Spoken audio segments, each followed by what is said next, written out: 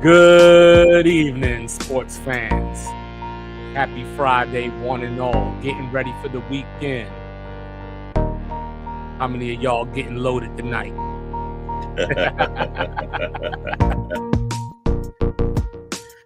Water. Yes, you are now listening to the sounds of Sports Reports is Ordered. And what's up, Liquid Death? We still repping. You know what I'm saying? Up in the house tonight, we're going to talk about Victor Wembanyama, sad news. We're going to talk about what to expect coming down the stretch of this NBA season. Where is Myles Garrett going to end up? We'll talk about it. Because I got with me, the one and only world-renowned, born in Texas, raised in VA, representing everything New Jerusalem. And he wants you to know that New Jersey started tolerance. They have the second biggest Hindu temple in the world, biggest in North America. Everyone is welcome. He is Mr. Logical. I am your unorthodox statistician who does believe in Joe Hendry. Going left so much you thought I was southpaw. I go by the name of 25. And do me a favor, like, review, subscribe, share, rate, do all the free things. Do all the good things. So, Mr. Logical. Yeah. You know, there's that old saying, like, I'm going to just say see you later. I won't say goodbye. Okay. I'm not saying goodbye, Wemby. You know what I'm saying? Get well soon. You know, I was sitting at lunch yesterday at a restaurant, couldn't get any service. I just happened to walk to the bathroom, come out the bathroom, and my phone was just going nuts. Victor Wembanyama out for the season. And I said, hold up. We just had the All-Star game, and we only had one game, the Lakers and Hornets, in between. What that? So as I started going through the motions, blood clots. First thing I thought about was Chris Bosh. Yep. Second thing I thought about, because I wanted to be positive. So the second thing I thought about was Brandon Ingram. Because, you know, he was able to have surgery or whatever happened, and he was able to come back. You know what I mean? Then I thought about Asar Thompson, you know, Amen's brother. You know, he went out last March and didn't come back at the start of this season. He was out the first couple of weeks of the season.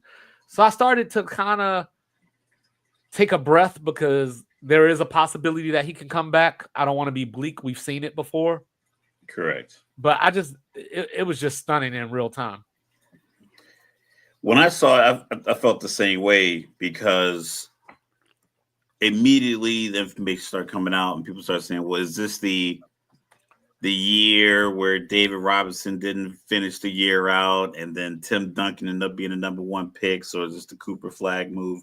But ultimately, like you said, the Chris Bosh piece, I even think back to Ryan Clark when he was still wanted to go play games in Denver. And they were like, yo, you can't travel to altitude because of these. You got to get this rectified first. He was trying to, you know, go play.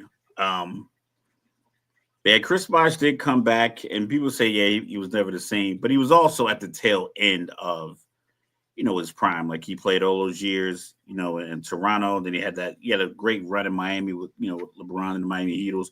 So it might have just been one of those situations where, like, time was going to catch up with them eventually. A guy that tall, you know, is always something that's going to slow him down, joint problems, knee problems. So I think he came back well from that, and he seems to be, you know, operating well now in his private life, not being in the NBA. So,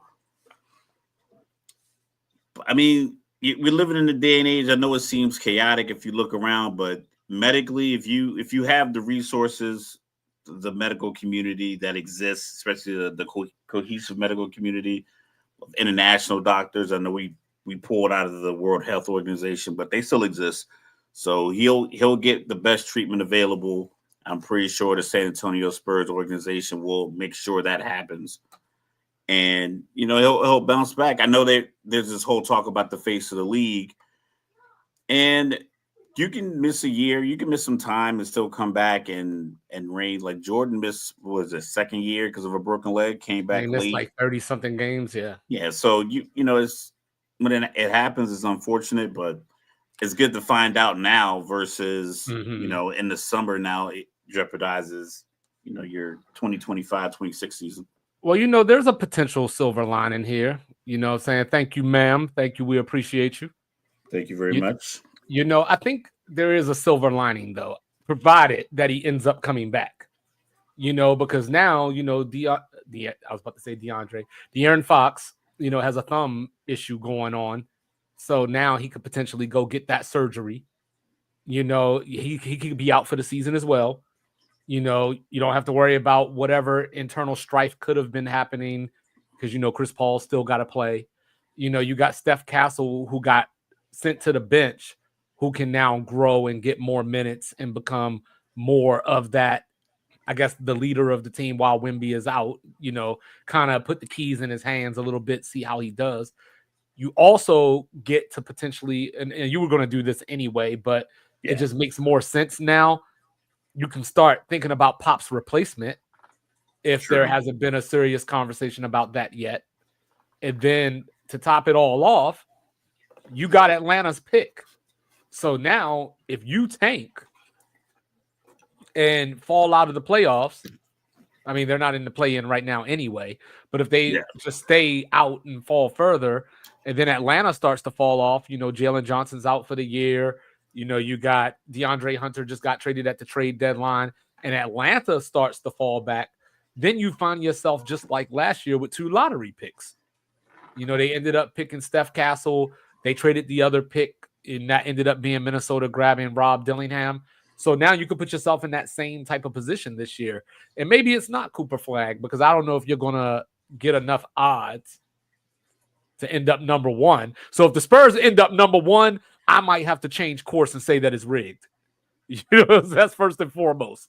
You know what I mean? But why would you rig it to get him to San Antonio? I don't know, but because if Wemby's coming back, you know what I mean? Like now you got Wemby, you got Steph Castle, you got De'Aaron Fox. Now you get, say, like an Ace Bailey in there. You know what I'm saying? Now you cooking with gas. I mean, you have the pieces. It seems as if in recent years, the smaller market teams, they treat opportunities like it's an all-in, and it's not a very progressive, like, we're slowly going up the top of this roller coaster. Then when we get all of our pieces in place, we'll come down. So, like you said, sitting De'Aaron Fox, I don't know if you want to do that. I would. Because we're going to talk about, like, he's going to probably need the surgery at some point anyway. Like, probably if he needs the surgery and it's a thumb. It's not like you know what I mean? It's not like an Achilles injury or something along those lines. It's a thumb. Go get that done. Rest up for the offseason. Come back preseason ready to rock and roll. Steph Castle gets these minutes or whatever to be the lead guard, if you will, and that'll pay off next season because you're not. Did they extend him when they traded for him? I don't remember reading that they did, but he still has another year left anyway. Okay. And so if Wemby comes back next year, you got De'Aaron Fox, Wemby, maybe Chris Paul finally fades the black. You got Steph Castle who would have used these last 30 games or so and to kind of refine his game. Picks. Yeah, and now he's got a little juice, right? He did well in the slam dunk contest.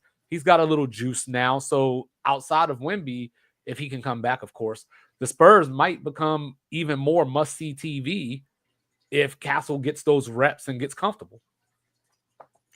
Yeah, I think the future's bright. Like I said, I have like a family group chat, and I talked about, like, hey, sometimes it might not feel like this is the right path, but if you keep grinding, keep working, you get the right ingredients together, then when you turn the corner, you'll look back like, oh wow, that was just something difficult I had to deal with to get through to the other side. And I think San Antonio, like I said, if they had your level of optimism, they're right there. They can come and hire you. You can work in their office, and you could be like the voice of reason, because what you said makes a lot of sense. Like, listen, take all feelings out of it, take all the emotions out of it, and look at it objectively. You have young talent, you have injured young talent, and you have you're in the position to bring in talented prospects. Mm-hmm. You get your young talent, some development that's currently on the team. You get your injured talent, an extended health break, and then you bring in the new talent, the new youth that you're going to get, and then you put that on the court September for training camp and see what you got.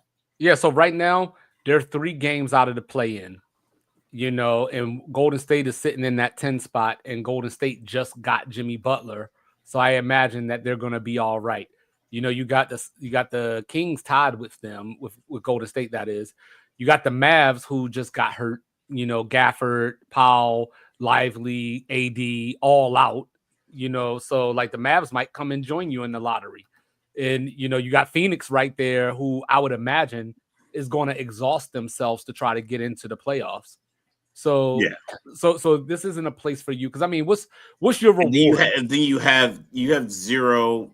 You would have zero expectations of even making it out of the play-in and then into the first round. So it's like, you're literally just going to be exhausting people for nothing. Yeah, and if you get the 8, you get what, Oklahoma City. And don't look at the standings now. Don't look at the standings now. 4 more games. Don't look at the standings now, but you see who number 2 is now in the West. As I say, don't look at the standings. You start flipping shit. I mean, I already had it up. Like it's the Nuggets. The Nuggets passed Memphis last night. So you're gonna go in and play in. Even if you're fortunate enough to get out of the play in, you're gonna play one of Oklahoma City or Denver. Playing anyone in the top 6 should be something that the Spurs don't want to do. Maybe even 7, because I think Minnesota just had an odd year. Like I said, I didn't like the Randall move, and he's hurt now. Not liking Randall, but I just felt like having Cat there. I think it was easier to figure it out. I think it'd have been easier to figure out what you had with the Twin Towers going forward after you had some success with them, because everyone said it wasn't going to work at all. Right. And then you got the Western Conference Finals. If you play better in a couple of those games where you don't switch Rudy Gobert onto Luka. Mm-hmm. You don't go drive from the field for like 3.5 minutes in a couple of games. You're in the NBA Finals, and all of a sudden. So, but like I said, anybody 1 through 7 realistically would beat the brakes off the Spurs in the playoff series. And ever since Randall's been hurt, Anthony Edwards has been averaging 34 points a game. Sometimes you need the ball, you need space, and some guys are kind of in the way. But speaking of 30s and bad numbers or whatever, big numbers. So you got the Knicks, right? They went out and got Cat, who you were talking about, and I was talking about how Cat is probably going to get an MVP voter too. So I fast forward and I look at this. So the Knicks are 0-2 against Boston this year. They play them this weekend, and they lost both those games by a combined 50 points. So coming out of the All-Star break, right? The Knicks come into action tonight, playing against who? The Cleveland Cavaliers. They were 8.5-point underdogs. So now they lost to Cleveland the first time they played them. Close game, 6 points. Mr. Logical. Knicks lost by 34 tonight.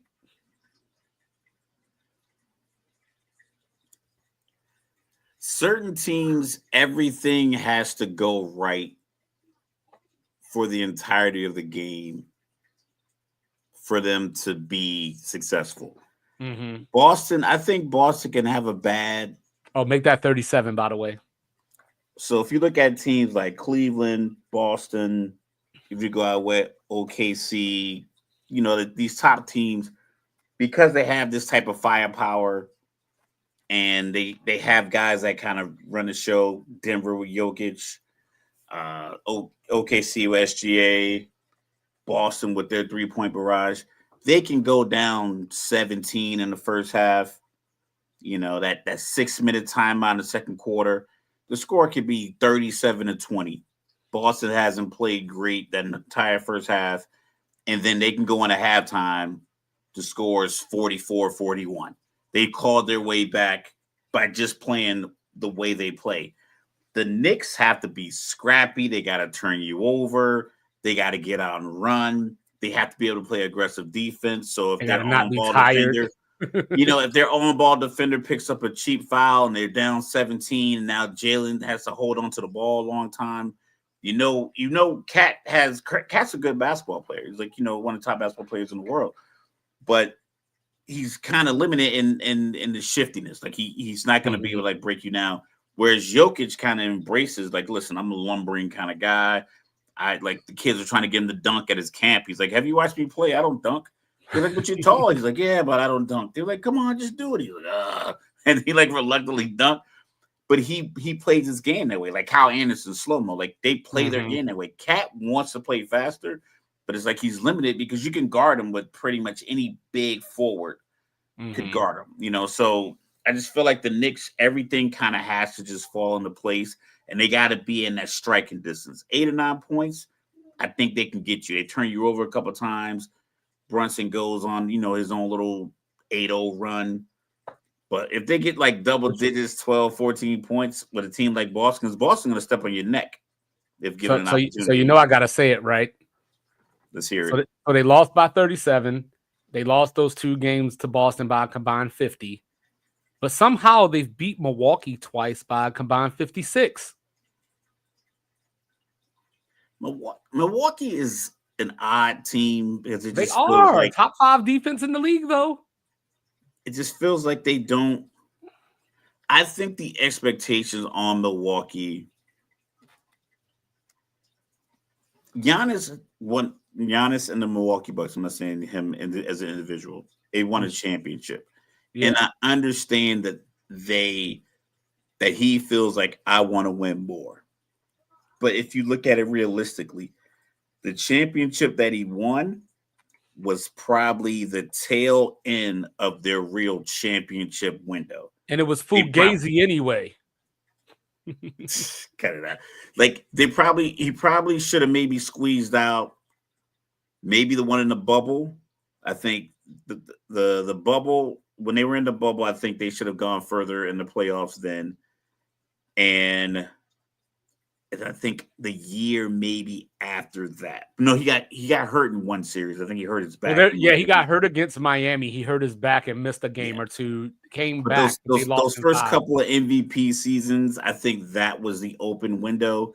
Once you start making these kind of Dame Lillard super team moves, you just kind of bring down your championship chances because you lose key pieces.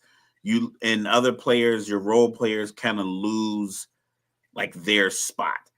And I think Giannis is looking around like, I wanted the championship, but it's like, yo, I don't think you have the team that's championship. You have a really good team. You have a very competitive team that could probably make the Eastern Conference Finals and do well. But because of the moves and the trades, like moving Drew Holiday at all was a bad move because you see exactly what he did when he got to Boston.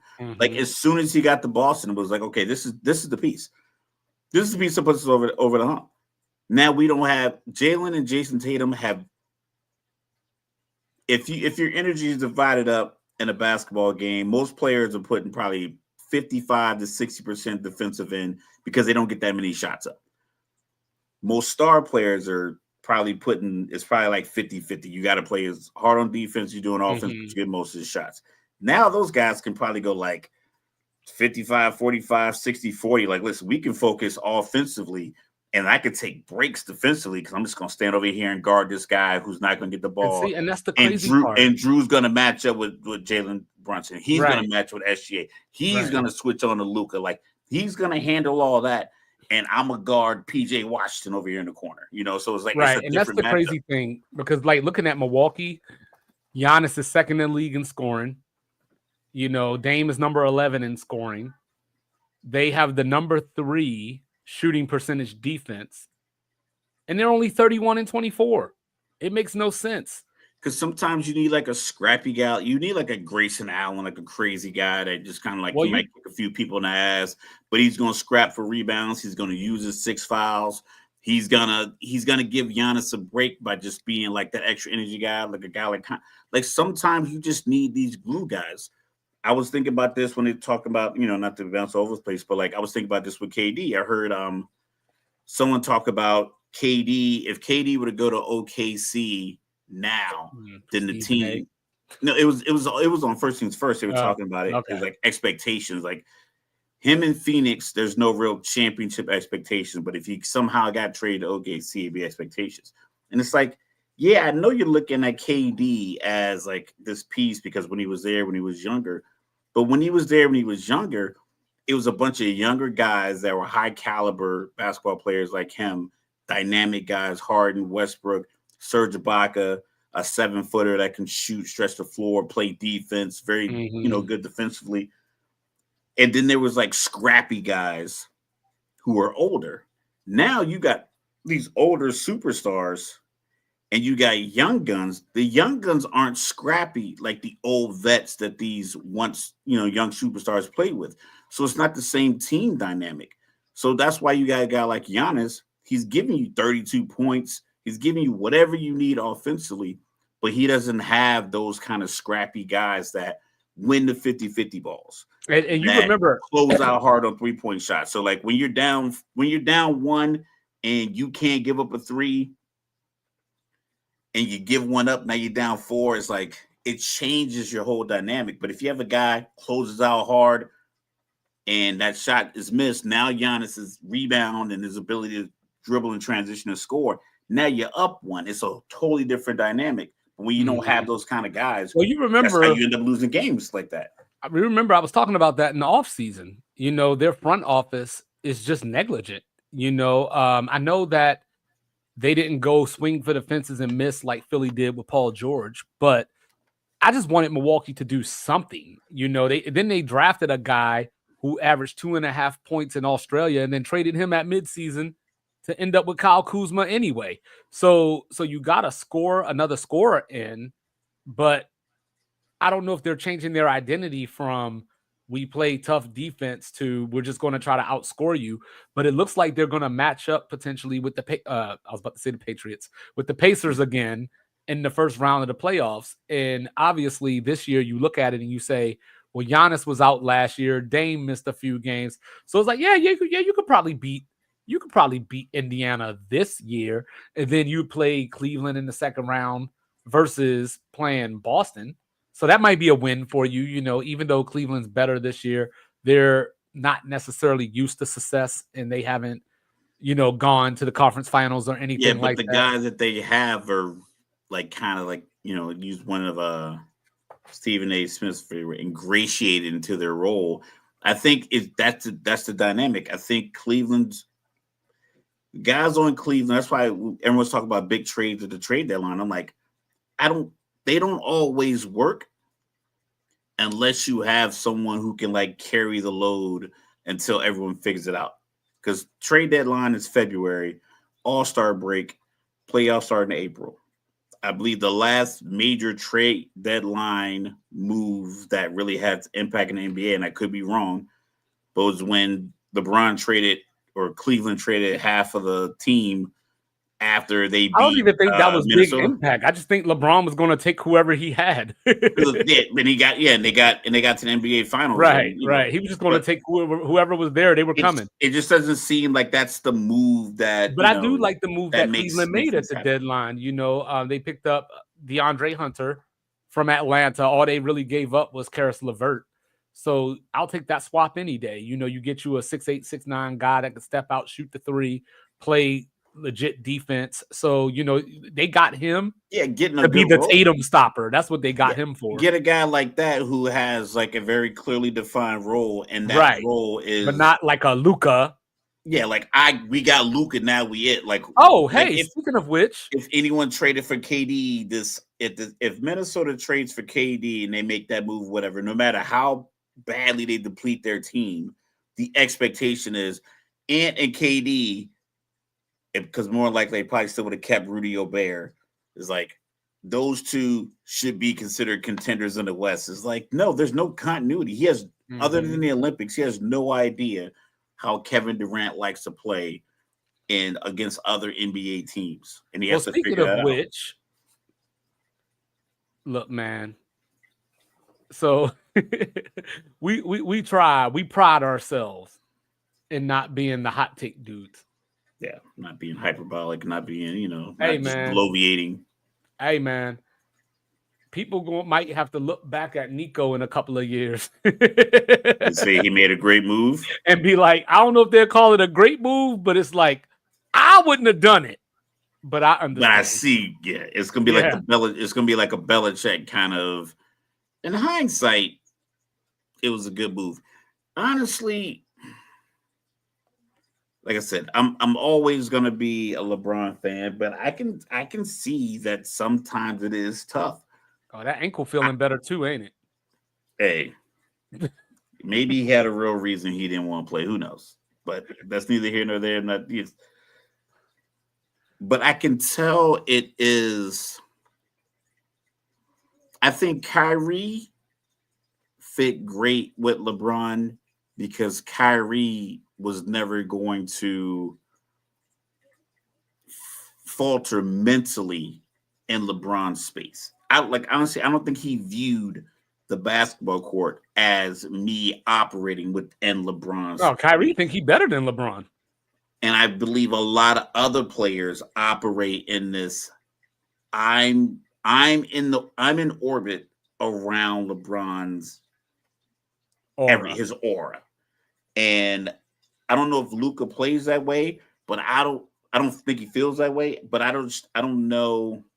The only way for him to be Luka is to do what LeBron does Mm-hmm. without having a guy like LeBron on the floor. I just don't So, know if it's gonna work. so I know we're talking about this season, but for a quick second, you think the Lakers trade LeBron in the offseason? Nah, not at all. Okay. All right. So what are your expectations for the Lakers going forward for the rest of this year? Because I'm looking forward to tomorrow night. Tomorrow night they're playing Denver. So that's going to be fun. Luka will be back for that game, obviously. But I know we used to do this thing because LeBron was young, and we used to say, if you put LeBron on 27 or 28 teams, he's taking them to the finals. And then you go back to years like last year, right? Every game in that series against Denver, just about, they were up double digits and they just couldn't hold it. So, so, Until so like, yeah, so I was until talking to Murray somebody the finally other day, decided that hey, no one can guard me if they switch this pick and roll. So let's keep right? doing it all night. Yeah. So I was talking to somebody the other day or yesterday, and he said, you ain't picking the Lakers to go to the finals, though. And I was like, yeah, of course not. But, Like, why but, would you? but, considering that in the last 2 years, they lost to Denver in the Western Conference Finals the first year. Correct. Last year, I just mentioned what they did to Denver, even though they lost the series. So if I'm the Lakers, if I'm LeBron, I don't look at anybody in the West minus, say, Oklahoma City and maybe Denver just because of what's happened. I don't look at anybody else and say, oh, that's going to be tough sledding because the Rockets don't have experience. Minnesota traded Cat like you're talking about. The Clippers are the Clippers for better or worse, and they still got James Harden and they added Ben Simmons. So, Yeah. okay, that's scary. You know what I mean? Like Memphis, Ja Morant. Remember back I in the wonder if day? they sit around and talk shit about Philly and Brooklyn. Well, you remember back in the day, all the people on ESPN used to say, LeBron looks so disengaged right now. Like he just doesn't. I'm seeing that in Ja Morant now. So if I'm the Lakers and I match up with Memphis, like this is easy money. It's you're optimistic. Your optimism that you're talking about is through the lens of this team. That still doesn't make any sense, but I'm gonna say it out loud anyway. This team has Luca and LeBron and Luca, however you want to go about it. Alphabetical order: LeBron and Luca. Age: LeBron, Luca. Logic it still doesn't make any sense how this happened in today's NBA. Right. But the problem is, I think people are only stopping at you got LeBron and Luca.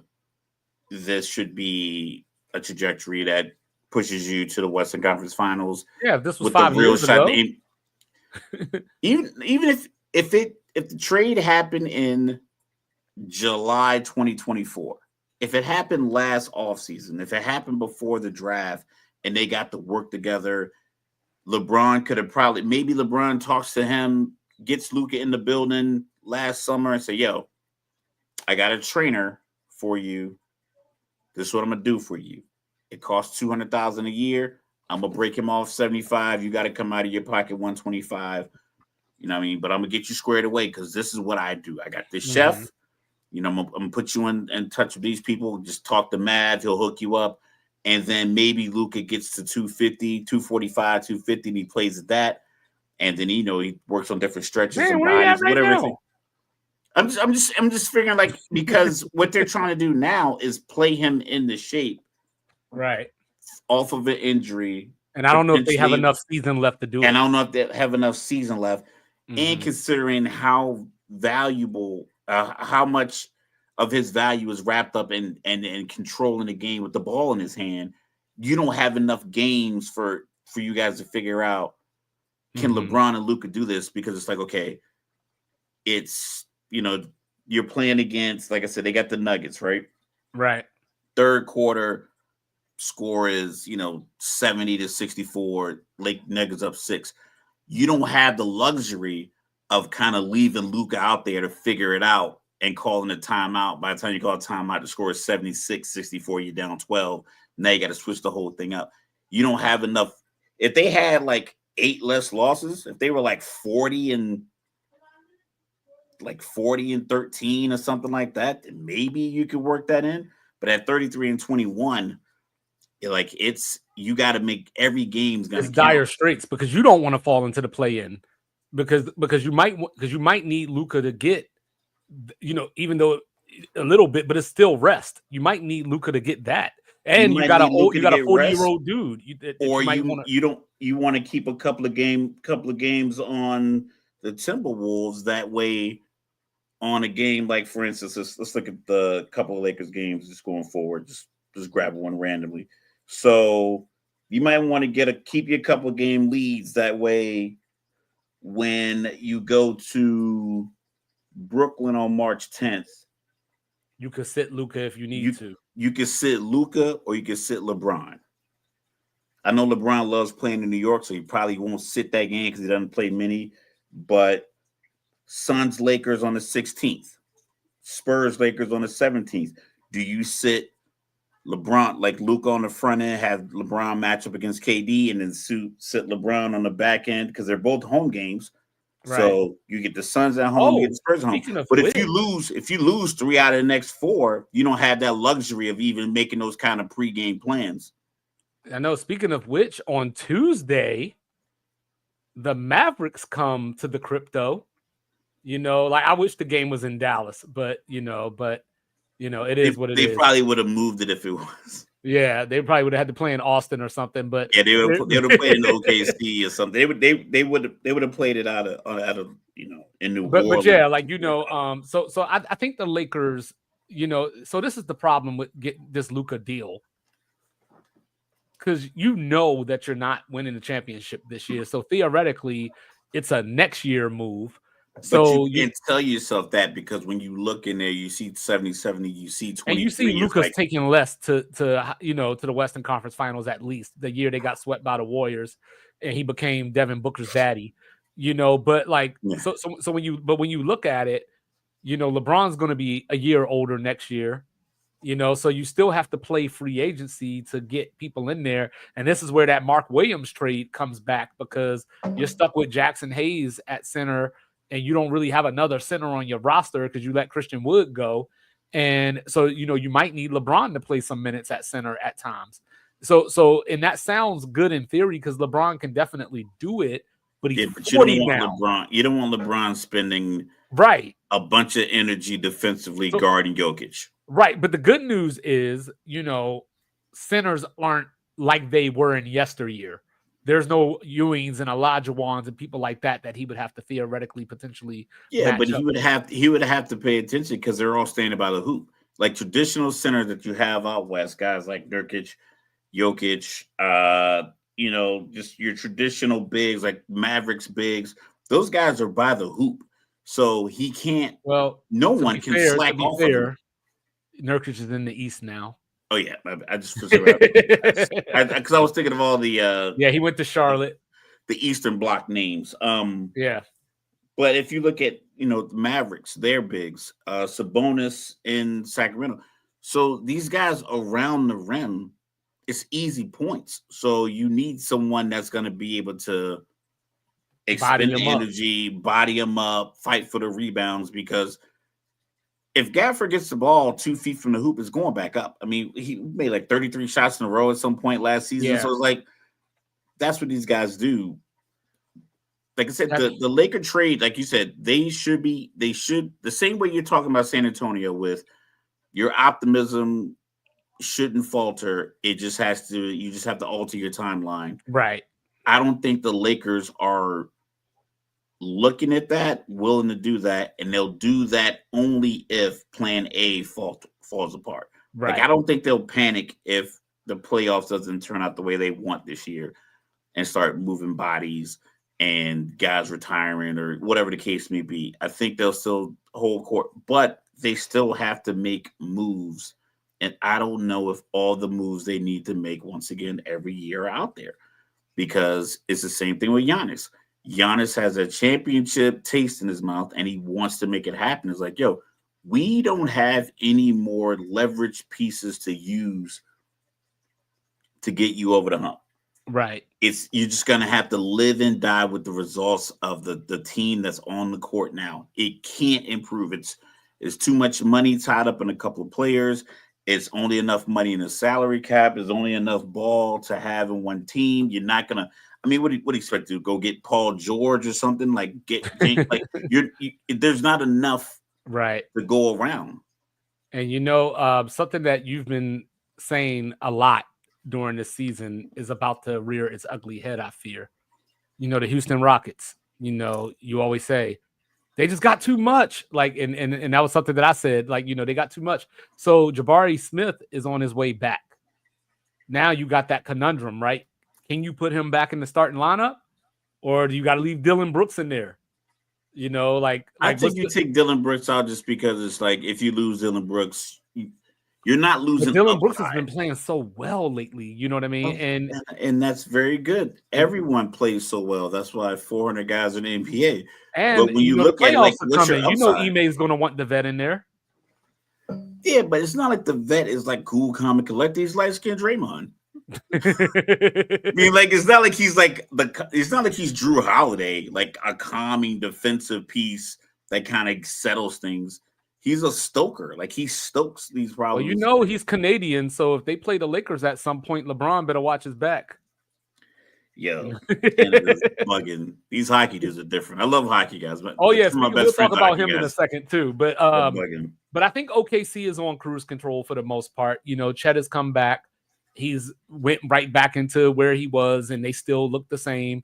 Number 1 in defense, number 6 in offense. So I still don't see anybody stopping Oklahoma City from getting to the finals. I think that the Clippers could be a wild card, just off of coaching and the way that they play. Wild card as far as knocking somebody off in a series, but not really doing much other than that, but just kind of being the spoiler, if you will. The playoffs is 20 teams in the NBA. It's 30 teams in the NBA. 66.7% of the league makes the playoffs. But if we look at it right now, I got Boston, Cleveland, Boston, OKC, Memphis, Denver. One of those 5 teams is hoisting a trophy. It ain't Memphis, I tell you that right now. I mean, you never know, but yes, I do. It ain't Memphis. They might be 5 of the 5 that if we had to rank them 1 through 5, they're obviously your 5 out of the right.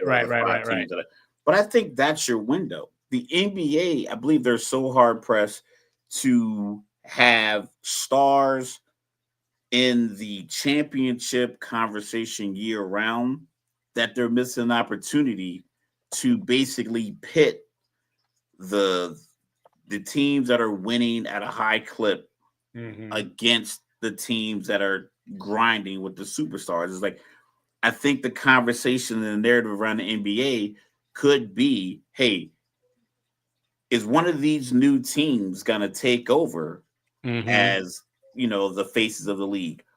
Boston, a big market team with probably they have their 2 stars. I think their coach has great quirkiness. and it seems to work. Jason Tatum, Jaylen Brown. Jaylen Brown's very smart. Jason Tatum's they're both very good basketball players. I think they work well in the media. I think they look good on camera. They look like good basketball players. They look like good, wholesome men, intelligent. One's a father, very responsible, shares time. His mother is one of his biggest, his advocates, who's always there all the time.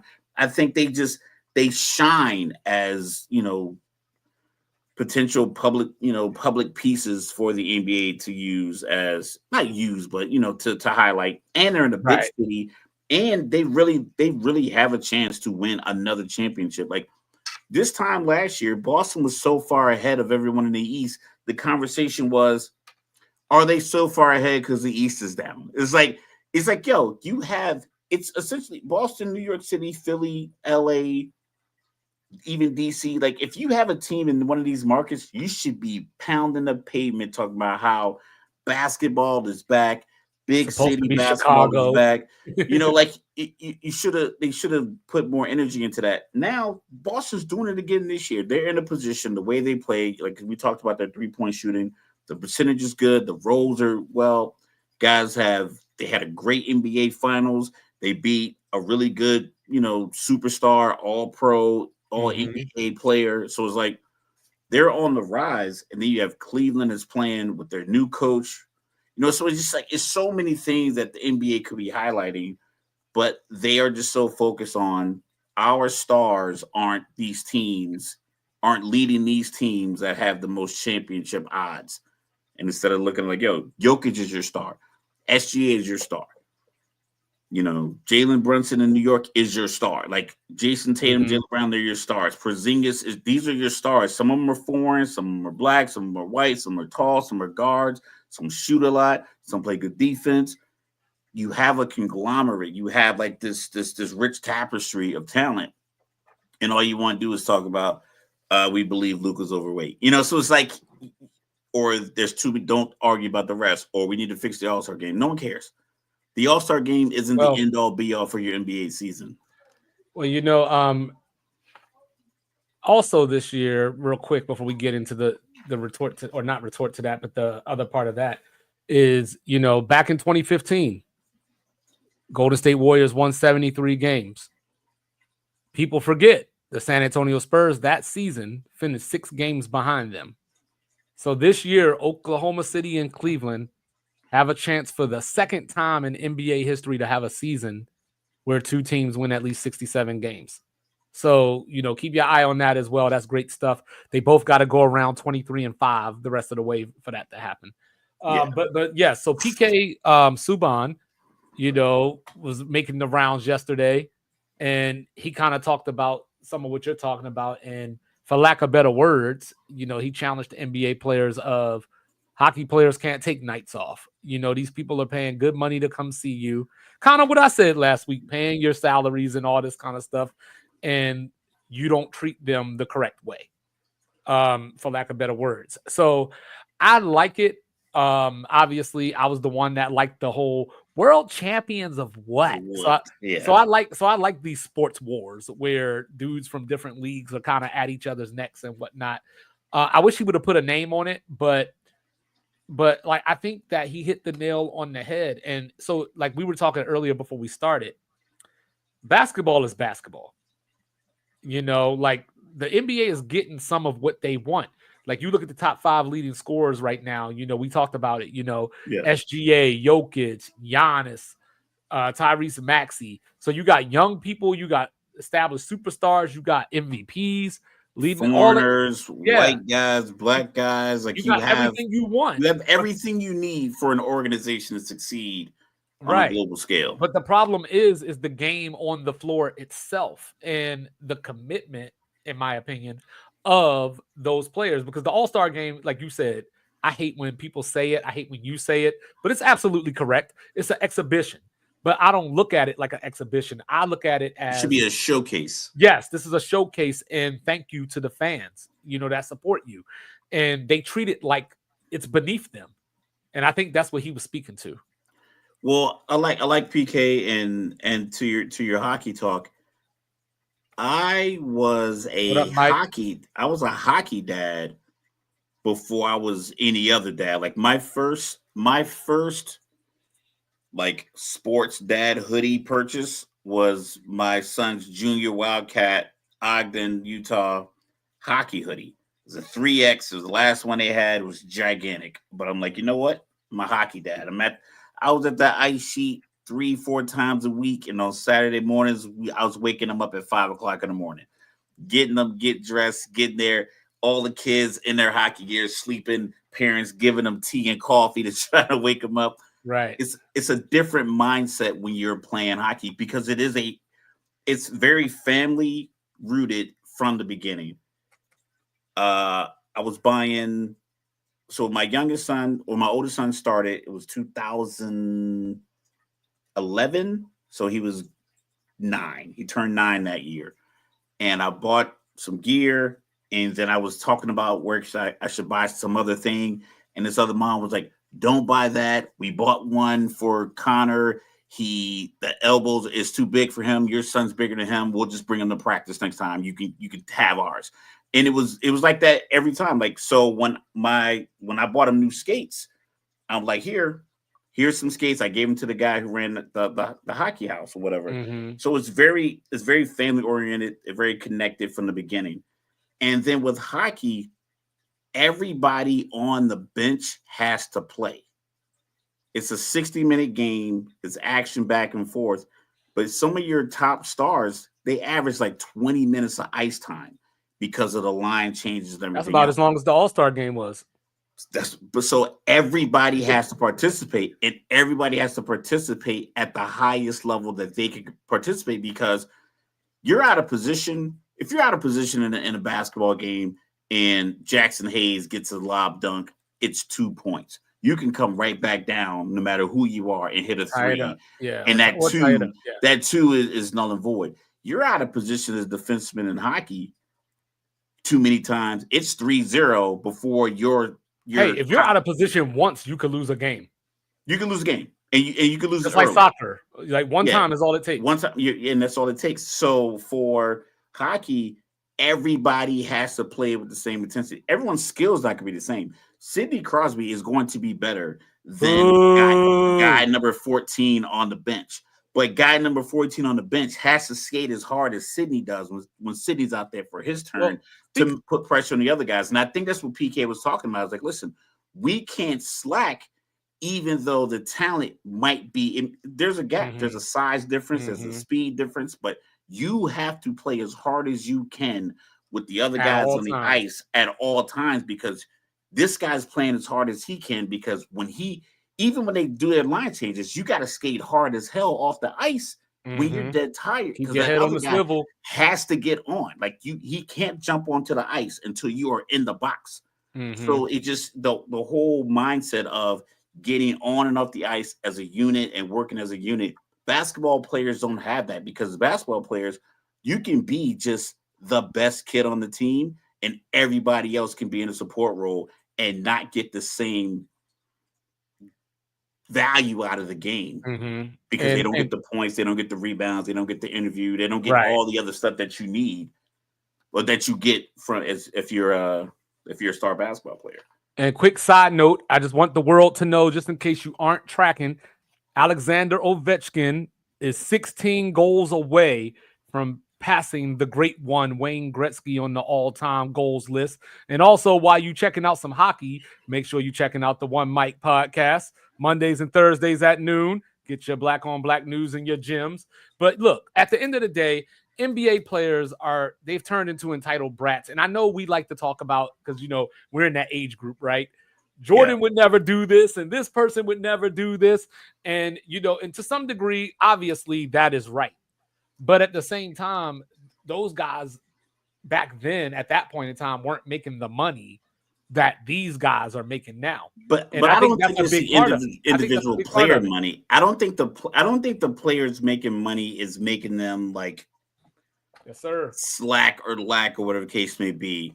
I think that the league is making a lot of money, and the players are asking for like certain things. Like I said before, I just feel like there's a disconnect between the league owner and the players, because the players had almost total control around. So LeBron was up 2010-11 with the decision, and then when KD went to Golden State. OKC Oh, or okay. Golden State, yeah. So from OKC to Golden State, and then there was a few other players that kind of forced themselves out of positions, out of places. Anthony Davis kind of forced himself to LA, and it was all, folks.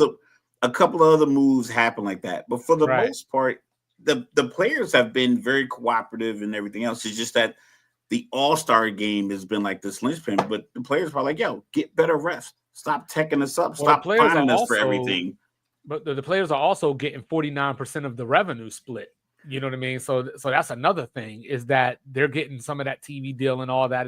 So I think that to some degree, you just breed a certain level of that ain't got nothing to do with me. You know what I mean? Because like I said, these guys were talking about, oh, why the rising stars out here, like playing on Sunday is supposed to be, you're supposed to earn that. And it's like, hey, these dudes are they're the ones out here trying to take your head off right now.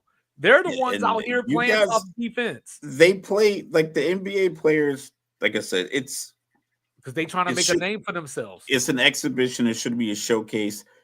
But it's an easy time for people to jump on the NBA because, like I said,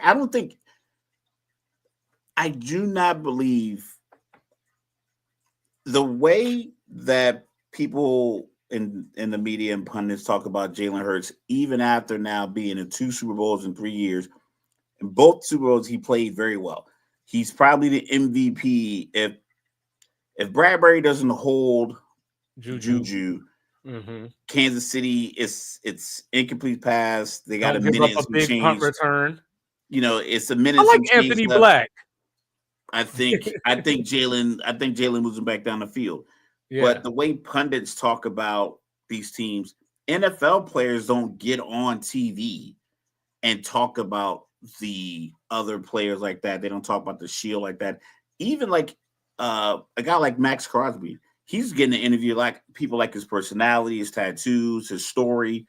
He doesn't badmouth the Raiders. We do. We're like, yeah, what are they doing out there? And he just says, you know what? I want to win these guys in the locker room. Badmouth the Raiders. The only time I even talk about them is when James is around. Like nobody cares about the Raiders. They're a bad decision, or like firing, or the coach's lack of a haircut. Got to get another barber when you're a billionaire. But little stuff like that. Like most of these guys, even when guys ask for trades, they don't bash the team. They talk about the and even then you don't because football, very much like hockey, is you need to be in position, because if you're out of position, all this hard work I'm doing to get to the quarterback, if you are in cover 2 and the play's cover 3 and the guy runs right by you, you blew it for the other 10 people on the field. But you also don't have I can make up for it. I can make up for your lack of your ability to score. I can drop 40. I just need you to rebound. But if you miss this rebound, cool. I still can score 40. But you also don't have Ryan Clark and Nate Burleson running around talking about, oh yeah, like back when I was playing, and Ryan Clark ain't out here talking about, oh, these defenders and blah blah blah. Like they don't got no heart. They don't play like this. Because you see Shaq and Charles, on TV talking about, oh, this is terrible and all this kind of stuff. All game long. And it is true. It's a very, like, we could talk about all the old heads. We could talk about their competitiveness and how they're going to take the last shot. The NBA, by design, is a very selfish organization. In hockey, if it's 30 seconds left on the clock and you got a timeout and you got to score 1 goal, one guy doesn't stand at the blue line hitting the puck back and forth. In football, if it's, hey, we needed a touchdown, Jalen Hurts is not back there like, yo, you know what? I'm going to make this throw. Like, he needs everybody up front to make these blocks. I need this guy to win his route. I need this guy to help him downfield block. I need, if the ball doesn't get out of bounds, I need the wide receiver to get up and sprint the ball over to everyone needs each other to succeed as an individual. But I think in the NBA, like we talk about LaMelo Ball can average 30-something points. Hell, Kobe was the year he didn't win MVP when he dunked on Steve Nash, or Steve Nash won MVP.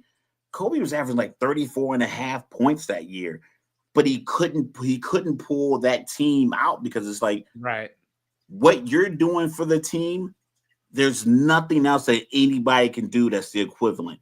Whereas Lane Johnson pancake blocking defensive ends is just as great of an impact to the game as Devontae Smith catching that touchdown up the seam. And that's the difference with the NBA. It's like you can literally be a non-factor and people just trade you like, oh, you're doing nothing, or you can just sit on the bench. We'll pay you to do nothing. And I think the NBA treats their players that way because I think by design, the sport is very selfish. Right. And Bobby Portis, we learned from day one, do not take a prescription that is not yours.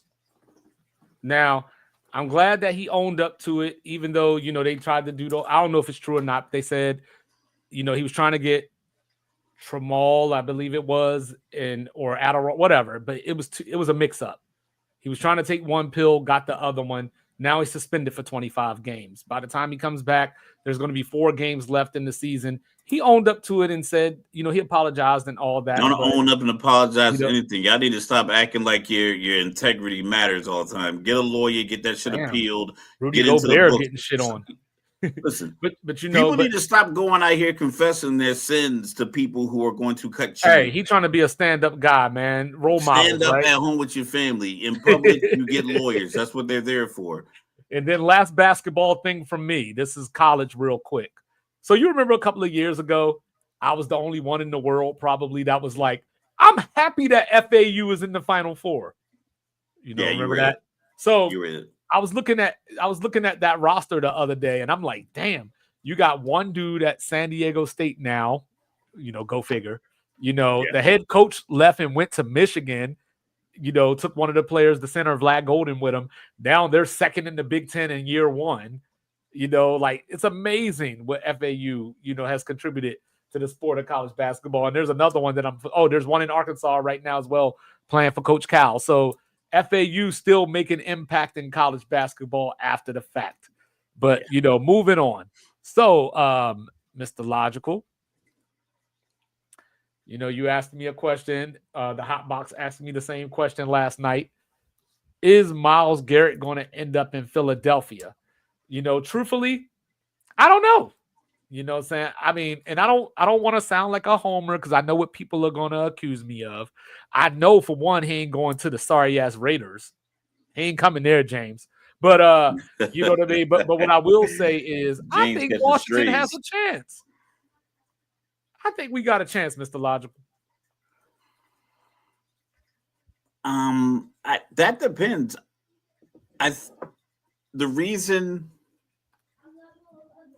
The reason I think it works for Philly is because I believe they're probably a little bit more willing to not be as deep in the cornerback room and not be able to pay like a second punter and like a second kicker. I think they're willing to be like, you know what? We are so good. We can sacrifice a couple of bodies, maybe restructure a deal or two. Because if you look at a guy like AJ Brown, I believe like the day after they won the Super Bowl, he was talking about how, man, I want this feeling again, and I wanted it over and over again. I think you can go to him like, yeah, man, can you give us $12 million back, or we can restructure and give you a nice little roster bonus, or we give you some 30 catch $5 million bonus or something like that, to where like we could still work this under the cap to make a little room for Myles Garrett. Brandon Graham's gonna retire. Jalen Hurts, I believe his contract kicks in next season, if it has already kicked in this season. You got Zach Bond as a free agent. I think Zach Bond. I think it would, and that's the thing. If you're Philly, you're like, I could probably let him go. You ain't letting Zach Bond go. Listen why? Because I can get Myles Garrett to eat up these blocks to where I can get another linebacker to not a development linebacker, but like another linebacker that won't have to deal with the same things Bond has to do with, because now I have Myles Garrett. So that the offense has to now cater to themselves. Guess who else are free agents? Guess who else are free agents for the Eagles? Josh Sweat is a free agent. On top of Bond, you got Mekhi Becton is a free agent. Milton Williams is a free agent. And that's all restricted too. You know what I mean? So you go out and you've seen it work, and that's the thing. The Eagles have seen it work before, so the fear isn't there. Like the same thing we talked about Boston with the basketball. They were shooting 48 threes last year again, or 40 was it 44 They're last shooting year? 42 last year, 48 this 42 year. 48 this year. Well, now that I think the confidence of winning a championship, they know now, okay, the way we play will lead to victory. Philly's like, okay, if we lose Sweat, because someone's probably going, if Sweat's a free agent, someone's going to want to pay him some money strictly off of his performance in the Super Bowl. I think teams are looking like we could try to get Myles Garrett, or we can pay whatever the market pays for Sweat and build around him. That was one of those things, right? The back of his jersey say Mahomes, but the front of it say Sweat. Yeah. So you have those kind of options, and I think Philly having the championship, I think the fan base is so amped that they wouldn't question Roseman for losing Zach Bond if you can get Myles Garrett, because like we said, the last 3 or 4 years, his first 3 rounds of the draft, they're all hit, they're all contributing. Right. A couple of them scored in the Super Bowl, like 3 of them. No, hold on. So Jalen, no, they didn't draft AJ Brown, but Devontae Smith had a touchdown. But yeah, well, they made the draft day trade for AJ Brown. Right. So since they traded a first round pick for him, he made an impact. He scored. Cooper DeJean scored. Devontae Smith scored. Jordan Davis got a sack. Like, I mean, all of these guys that they drafted that they're eventually going to have to pay. Like, eventually that Rooster's going to, that hen's going to come to roost or something like that. Yeah. Well, so, like, looking at these teams here, this is the top 10 here of who has cap space right now. Pittsburgh and Tennessee are 9 and 10 if you can't see that.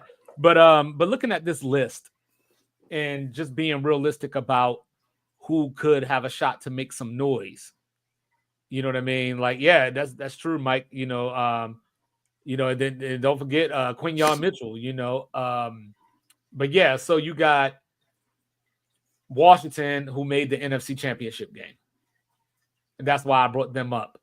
You got the Chargers, who have Coach Harbaugh, but if they're trying to get rid of Joey Bosa, I don't know if you're necessarily trying to commit what you would need to commit to Myles Garrett anyway, because you're probably trying to spend money around the team because you're losing Khalil Mack as well.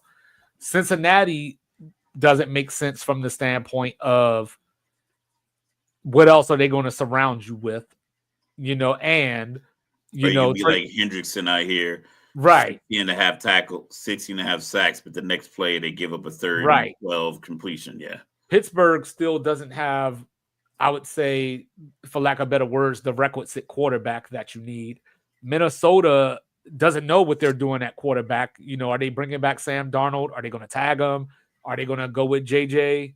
So, and that's a great point, Mike. Cincinnati doesn't pay people. I mean, they're going to pay. They pay I don't Burrow. know if they can afford to pay people the number that they have to pay them now. Especially if they're talking about bringing T. Higgins back, I don't know. I don't even, that's cap. I'm calling it right now, February 21st. They can't. They can't. You cannot pay Joe Burrow damn near $55 million. Jamar Chase, whatever franchise tag money he's going to get, and pay T. Higgins a contract, and then turn around and give Jamar Chase's contract next year.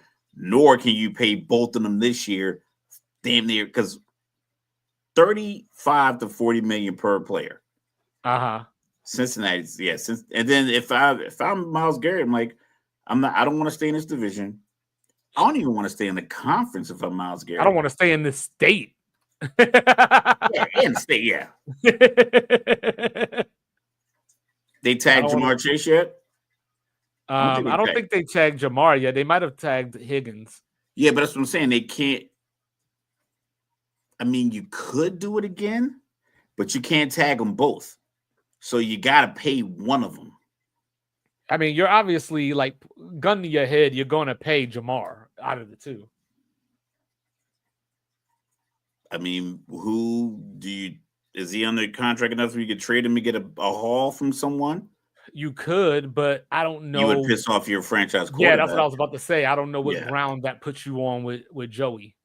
Yeah, I mean, like I said, it's they only have bad moves left in Cincinnati. So, like, I'm just trying to figure out what's the best bad move for them. I don't know if the cap, for some reason, the cap doesn't really seem to affect really good teams. I don't know where Carolina is. I don't know why they're not top 10 in cap space because I don't think they're near the bottom. How? Who's getting money there? They still paying Cam or Luke Kuechly or something? Like, where's their money going? Unless they're paying. But they're not paying Bryce yet. They traded Brian Burns. I mean, unless you're paying them $40 million a year, you still should be. So Carolina is where they at? Oh, they're number 19, right in front of Philly. They have $19 million in cap space. They got no. They're at number 19. They got $21 million in cap space. Oh, I didn't know what this column was. What's this 19 on the end over here? The 19 is their rank. Oh, cap space. Yeah. No. So from number 1 down to 32. Okay, so Carolina, it says they have 19, or is it the 21 million that's in the middle? Yeah, they got 21 million. Yeah. Okay. Oh, I didn't see this thing in the way. I wasn't looking. Yeah. Yeah. What is this gray area then? You said the gray area is that's so let me back up. The gray is the total cap space. So I mixed that up. My bad. Yeah. Okay, so it says for the 51 players. So I guess 2 players, some kind of exception or whatever. These ads are driving me nuts. That's why. Yeah. Fucking Google. I know. But anyway, go ahead. I mean, if I'm Myles Garrett, I'm looking at the NFC. I don't want to be in the AFC. I don't want to be the team that goes to Kansas City for the Arrowhead Invitational and lose. I think you have an established quarterback in Philly. You have a winning culture, like the one I was trying to sell everybody on with Dallas. They actually have in Philly. And I think the GM has a couple of those cards he can play. I think Jeff Lurie, the owner, is like, you know what? Mike said they need Doge. I'm gonna let you make that rock. I'm gonna let you make this move. It just better work. And we better not lose a bunch of our young talent because we can't pay them all. So if you can get me a spreadsheet that says Myles Garrett and we give up, I mean, what are you looking at? If you're Cleveland and are you taking their 2025 first round pick, which is 32 overall? I think I don't know, whoever I deal with, I might want your first for this year and next year. Or at least a first for this year and a second for next year at the very least. I think maybe I'm just being being a big spender. I think a couple of firsts and a second is probably the minimum. So what do you think Cleveland should even take? So what do you think he commands? Because I guess right now he's on contract, so he's at 5 years, $125 million, and he's not a free agent until 2027. So you get him for 3 years. It sounds like you get him for this upcoming year, 2026, and then 2027, and then he's a free agent after that year. And I imagine any kind of success, you'll restructure it because I think he hits 30. I think he's going to 28, right? Yeah, he'll be 30 in December. 30 this year. Yeah, 30 this year at the end of this or near the end of this season. Okay. Played a lot of games, very durable. And on top of that, he's had 14 sacks the last 2 years. He had 16 the previous 2 years to these 2 years. This year he had his most solo tackles in his career in a season. So I mean, he's not slowing down. So it's not he's not slowing down. I Yeah, seen a team and then delay a game because they kept trying to shift to covering him, and they were so worried about 95 that they didn't look at the play clock and got a delay a game penalty because they kept trying to move the tight end over to his side to help out. and here's some other pass rushers that are on the market right now as far as free agents, because he would be a trade. And this is their age, right in the middle of that. Yes, this is their age, right? Yeah, right now. And then so you got that, you got some good names out there. Grenard's a good name. Leonard Williams is pretty good. Bryce Huff, Daniil. Obviously, once you hit like Dorrance Armstrong right after him, it starts to tail off just a little bit. But you still got your Leonard Floyds and Jadeveon Clowneys. There's rumors that Chase Young might be coming back to Washington. Yeah, it's a tough market, and I think it helps Cleveland be able to squeeze a little bit more blood out of the stone from Philly. But Philly, honestly, if I'm looking at it, I'm not dealing with Philly. They've hit on everything. Like they've hit on everything for the last few years. I don't want to be the team that helps them. Like Kansas City dealing with Buffalo. Like I'm not answering that phone call. I'm not any 215 number calls me and I'm in Cleveland. I'm not answering. Yeah, I'm looking at Washington. I've heard Buffalo, but I don't know if they have enough money to get it done right now. They're going to have to do a bunch of restructures. But I think Washington has the cachet of, we have the young quarterback. We made it to the NFC Championship game, and it was our defense that let us down. Bobby Wagner's a free agent, so you'll go replace him as well. But does he really want to go? Listen, this is not a disrespectful comment at all. But no, I'm not being a homer. I just think it makes sense. Yeah, but if you're Myles Garrett, do you want to leave Cleveland that was headed towards rebuilding and going to Washington to see, was this a sign of things to come, or was it an anomaly? Are they an 11-5 team, or 11 or? Well, I'm looking at they them went 12 and I'm 5, right? What was it? 11-6, 11-6, yeah, 11-6, 11-6. Are they 11-6 team that could be a 12-5? But I'm also looking at, are they 11-6 and they could be 9-8 next year? But I'm also looking at who is their head coach and what is he known for. But there's tons of coaches that can coach defense. You know what I mean? But that's like, but if I'm Myles Garrett, it's like, do I want to go? He can be the big fish in the big pond as well. No, Philly makes he won't command sense. He'll command nothing but double teams in Washington, and he's going to be fighting through. Whereas in Philly, I'm not saying it's easy. No. Philly makes absolute perfect sense. It makes 100% sense. I'm just saying for him, but for Cleveland, I'm not giving the Super Bowl champs. Well, it don't matter. It ain't like you're going to run into him or something anytime soon. It's just the fact. I don't want to be part of shifting the balance of the NFL like that. Like I don't want. You ain't sing that tune when Brooklyn didn't want to send Kyrie to the Lakers. You ain't sound like that. Well, Kyrie was out of the league. I thought Kyrie was going to keep saying whatever he felt like, and I thought he was going to keep egging people on to the point where it's like Kanye style.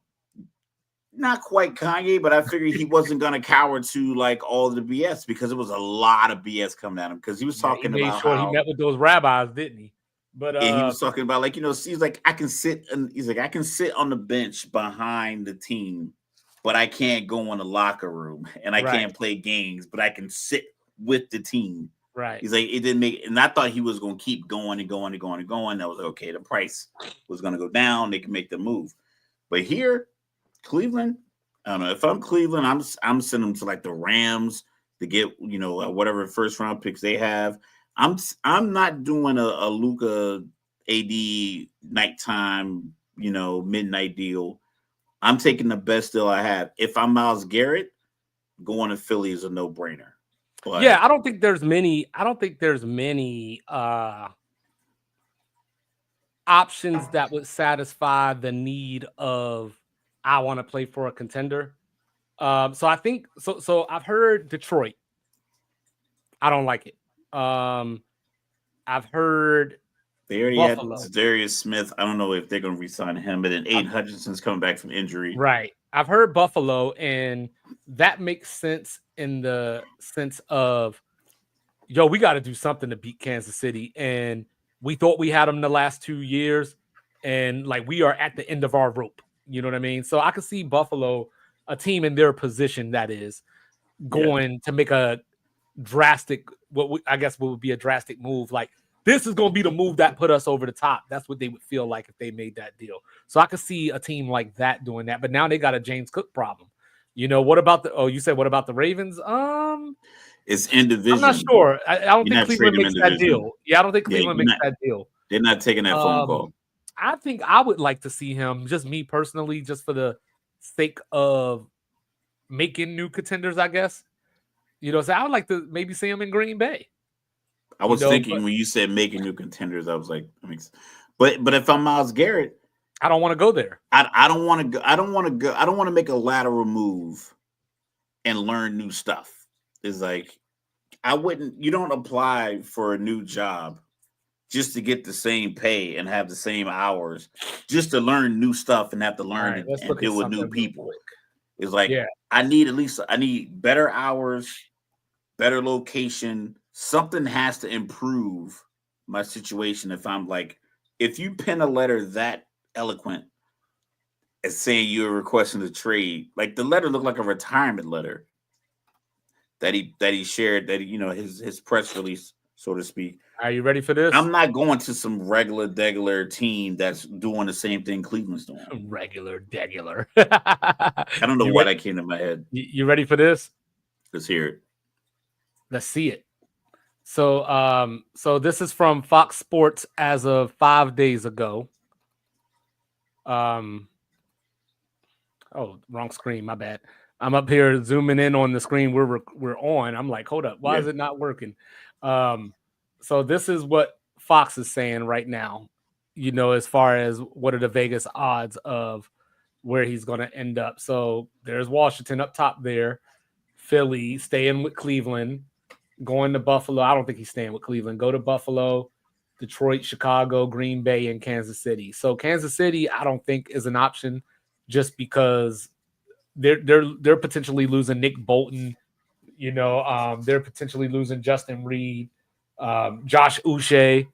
You know, so I imagine they want to keep something. You know what I mean? Like, yeah, but if, like I said, having a defensive and they don't have money, and having a defensive lineman that can make it easier on the replacement linebacker that you have to bring in, you can look at it that way. Like, hey, like I said, the same thing with Philly. If I let Bond go and I got to bring another guy in to play middle linebacker, at least I've improved the defender in front of him. But I don't even think you to need make it to, easier on. I don't think you need to.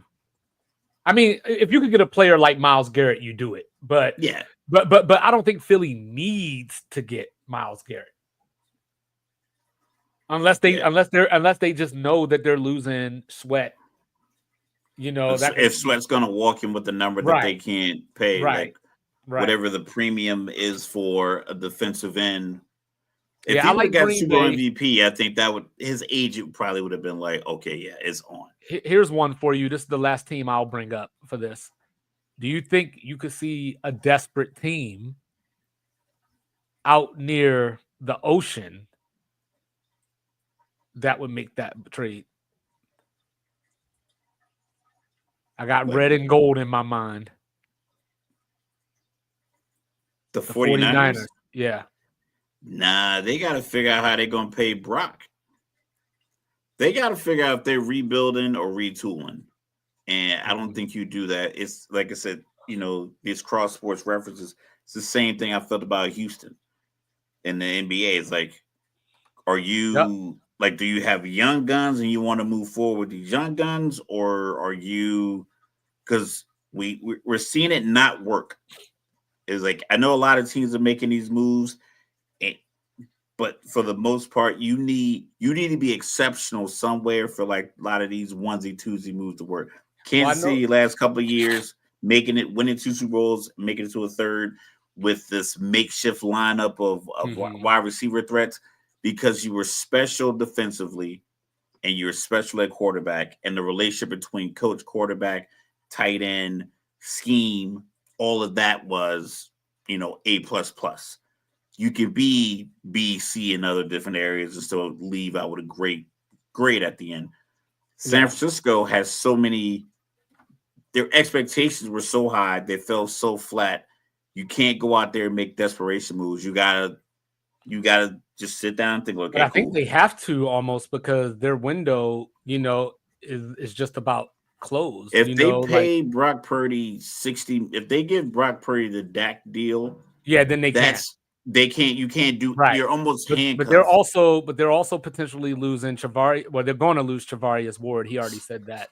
Yeah, so you can't be in that state anymore. Right, and I understand that 100% because that's how I felt about Utah at one point in time. But Greenlaw is probably gone. Unless he comes back for a discount. I guess that's really about it. And the likelihood of Trent Williams. The likelihood of a guy on a team taking a discount when you're about to pay one guy so much money and he's the reason I have to take a discount, it's unlikely. Yeah. But yeah, those are the teams because I think Kansas City has much more pressing needs, to try to go and make that move. I mean, first of all, Rashee Rice should be back next year, but they got to figure out because, Hollywood's a free agent. Hardman's a free agent. DeAndre Hopkins is a shell of himself. So they got all 3 of those guys are going to be playing football elsewhere. I think that they could be in the UFL. No, I'm just playing. I think Kansas City probably is going to go after one of these, like a real wide receiver threat in the first round, maybe, or maybe they go offensive line, like they move back and they have holes to fill, but they have to figure out a way. I'm still banking on, like I said, I text you during the Super Bowl that a T. Higgins a conversation between Brett Veach and T. Higgins agent or T. Higgins manager or T. Higgins friend or T. Higgins high school coach, whoever you need to talk to, call Dabo Sweeney and be like, yo, dog, can you talk to your boy and see if he want to come, at the very least, I know that the word on the street is that move. Cincinnati. The word on the street is that Cincinnati's going to tag them. So at the very least, 2 years in a row. I believe there's that rule where you have to give up a first round pick if you trade for the tag. It depends on the kind of tag. I think I know Lamar was in that situation. I think it was he could have been traded. It's I don't know. I think the word, I could be wrong, but we'll just go with it. I'm looking it up. I think it's like a protected franchise tag or a restricted franchise tag. It was some kind of tag, but even with the Lamar thing, it was so messed up. Yeah, so as long as they signed the tender, it offered him less money too because of the type of tag that it was, because it gave him an option to leave. I don't know if the lawyers for the NFLPA didn't really examine it, but it's basically, we don't want to pay you what you think you're worth. So we're going to franchise tag you. And instead of you getting the standard average of the top 5 guys or average of the top 3 guys who've been tagged 2 years in a row, we're giving you like a conditional franchise tag, which paid you less than that. And if anybody wants you, they have to give up a couple first round picks. So it's like, yeah. So there is the option where it kind of turns into a restricted free agent where you sign the tender, a team can make an offer, and Cincinnati will get the chance to match it. But that's the thing. Right. Most teams aren't going to offer. Like if I'm Lamar got what, 250? Something along those lines. Something like that. If I'm Atlanta, I'm Atlanta GM, I'm not sure if I'm offering 260. So I personally thought they should have gotten involved in this conversation once it felt publicly like he was being disrespected. Like, yo, test the water. dip a toe in, see what's up, see what his mom wants, because his mom was acting as agent. What's the number you're looking for? And tell Kyle Pitts, listen, you got to give up 8 because we about to give $261 million to Lamar Jackson. I think you make that move because he's a force multiplier. And you needed to make that move. And he's young enough to where it doesn't hurt your team because he's in his early mid-20s. Instead of a dude that's about to be on Medicare.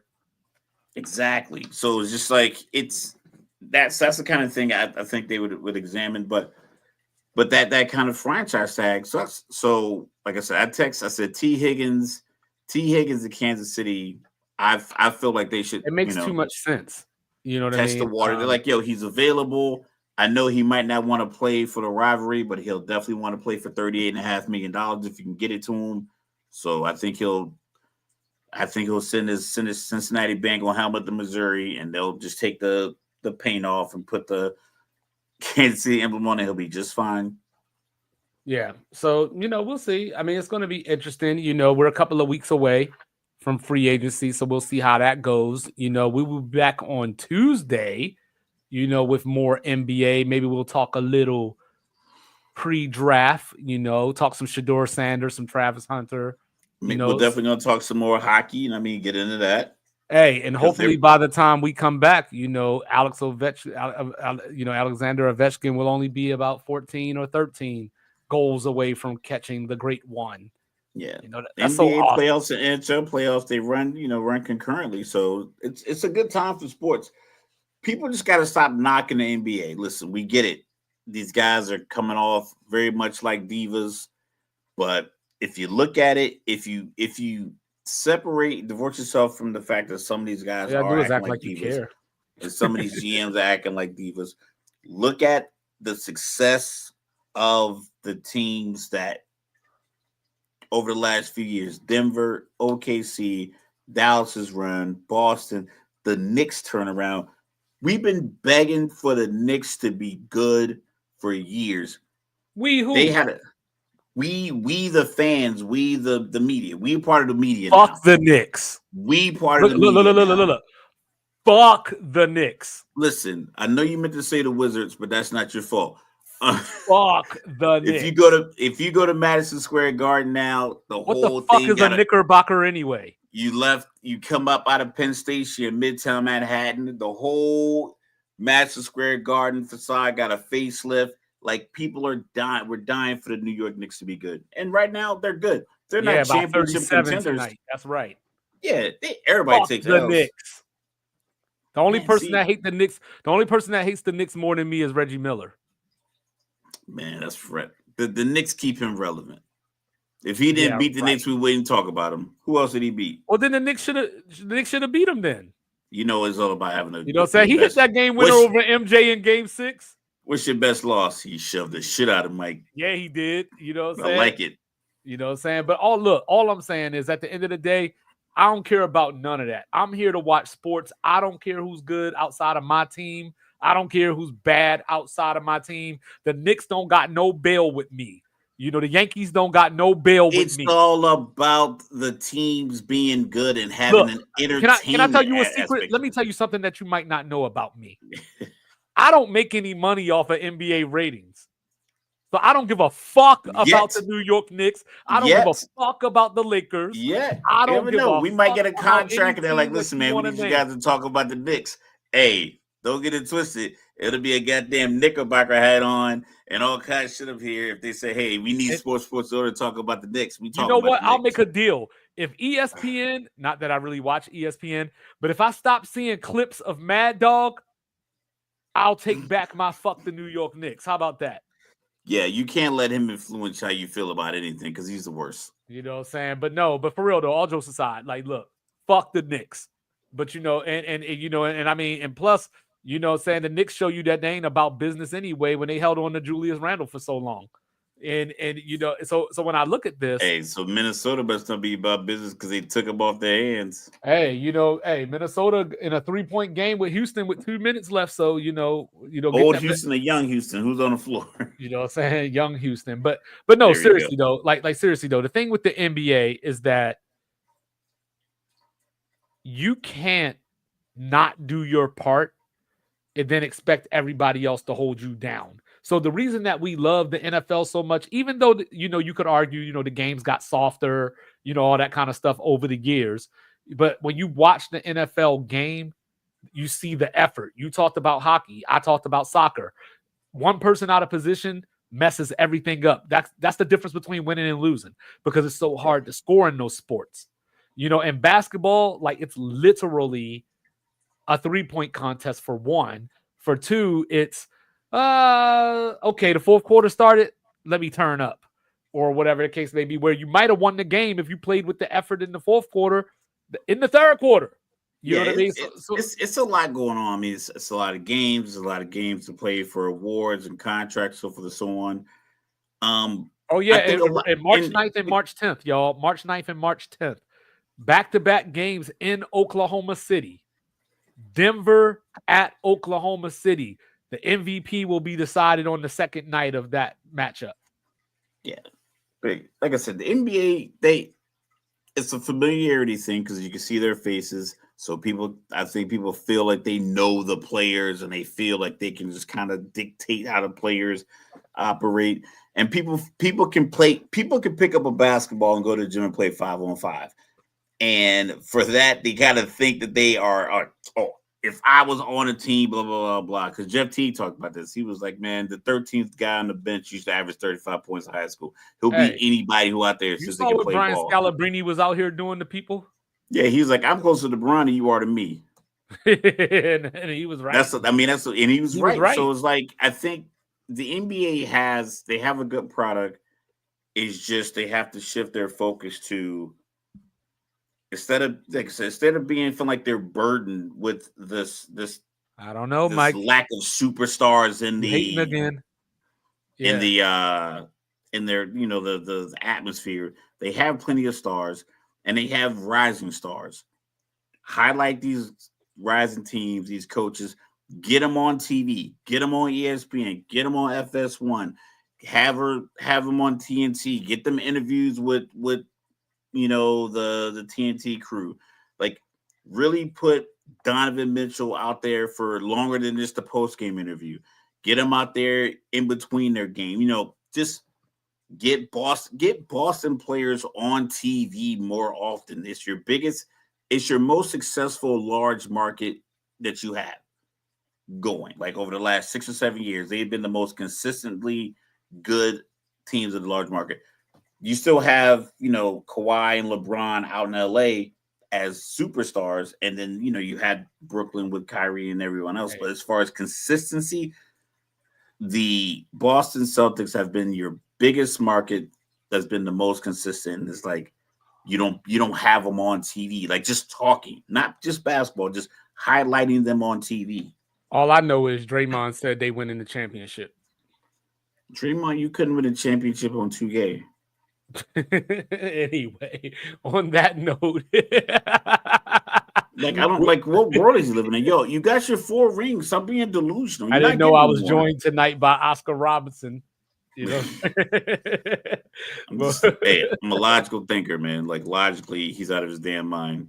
But yeah, we'll be back on Tuesday. You know what I'm saying? We'll be talking about some NBA, some more NFL. Yes, Mike, hold on. What's that thing? Yes, and saying Jokic is top 5 in 5 different categories, including 3-point percentage, and he's a center. And I told y'all this on the Hot Box last night. If his name was Jamal Dean and he was from Brooklyn, New York, and he looked like Michael Jordan skin-wise, none of this conversation would even be happening. But that's just 2-5's take. We love y'all. You know what I'm saying? We'll be back. Y'all hold it down this weekend. Lakers and Nuggets tomorrow. Enjoy it. You know what I'm saying? Let's do this. Denver's number 2. Come on now. You know what I'm saying? Shy got the young guns with him. It is what it is. We'll find out on March 9th and March 10th. The day the greatest rapper of all time died. Shout out, Big. Rest in peace. To Biggie's mom, too. Valletta Wallace passed away today. But like, review, subscribe, share, rate, do all the free things. Do all the good things. Don't bring feelings to a fact. Peace.